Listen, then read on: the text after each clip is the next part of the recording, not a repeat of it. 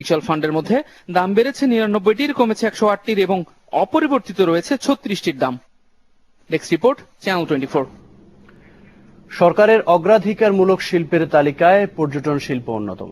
তাই এই শিল্পের উন্নয়নে সরকার নানা প্রকল্প গ্রহণ করেছে। বৃহস্পতিবার বসুন্ধরা কনভেনশন সিটিতে আয়োজিত চতুর্থ এশিয়ান ট্যুরিজম ফেয়ার ২০১৫ এর উদ্বোধনী অনুষ্ঠানে এসব তথ্য জানান বেসামরিক বিমান পরিবহন ও পর্যটন মন্ত্রী রাশেদ খান মেনন।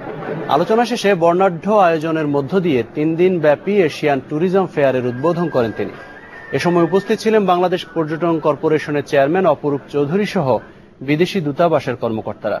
ফেয়ারে দেশি বিদেশি বিভিন্ন প্রতিষ্ঠানের ১২০টি স্টল অংশ নেয়। এবছর মেলায় হোস্ট কান্ট্রি বাংলাদেশ।